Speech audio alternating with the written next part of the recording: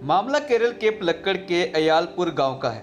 यहां रहने वाली एक लड़की 11 साल पहले लापता हो गई थी। परिवार वालों ने खूब ढूंढा लेकिन उसका कुछ पता नहीं चला, तो परिवार ने उसके मिलने की उम्मीद छोड़ दी।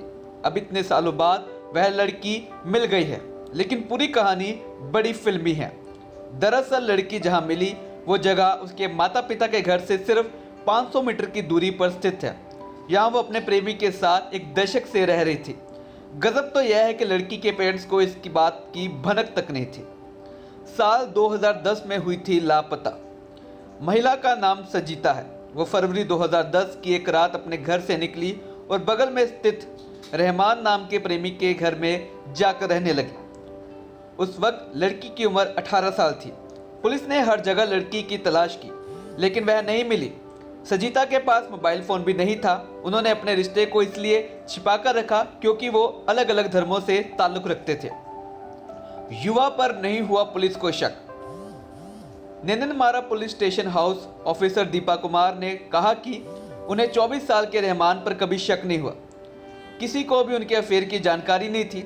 अमूमन भागने के किसी भी केस में दोनों व्यक्ति लापता हो जाते, लेकिन इस मामले में ऐसा नहीं हुआ, इसलिए सारा शक कभी रहमान पर गया ही नहीं। कमरे में नहीं जाने देता था किसी को। रहमान का भाई बशीर एक ट्रक ड्राइवर है। उसने बताया कि रहमान एक हाउस पेंटर का काम करता है। उसके पास एक अलग कमरा था जिसमें वो किसी को घुसने नहीं देता था। कभी कभी वो मानसिक रोगी की तरह बर्ताव करता था। अगर कोई उसके कमरे में जाने की कोशिश करता तो वह हिंसक हो जाता। यहाँ तक वो दिन के समय भी अपना खाना कमरे में ले जाता था। जब सभी काम पर होते थे तब रहमान और सजीता अकेले घर में होते थे। क्योंकि रहमान बड़े गुस्सैल स्वभाव का था, इसलिए उसके दिहाड़ी मजदूर माता पिता भी उससे ज़्यादा ध्यान नहीं दिया करते थे। कमरे में ही सुखाती थी कपड़े। यहाँ तक सजीता अपने धुले हुए कपड़े भी कमरे के अंदर ही सुखाती थी। हालांकि जब परिवार ने रहमान की शादी के लिए लड़की की तलाश शुरू की तो भी उसने कोई आपत्ति नहीं जताई, लेकिन वह इस मुद्दे को टालता रहा। खिड़की की सलाखें हटा रखी थी। अयालुपुर पंचायत सदस्य पुष्पकरण ने कहा कि वह हमेशा से चुपचाप और लोगों से दूर रहा और उन्हें संदेह है कि उसे मानसिक समस्या है। उसने अपने कमरे की खिड़की से कुछ सलाखों को हटा दिया था और कमरे में अटैच बाथरूम भी नहीं था, जिससे यह समझ आता था कि सजीता रात में खिड़की से बाहर निकल जाती थी। सजीता एयरफोन का इस्तेमाल करते हुए एक छोटे से टीवी देखा करती थी। कुमार ने कहा कि गाँव के लोग उसे भूल चुके थे। सभी को लगा कि वह किसी के साथ तमिलनाडु भाग गई है।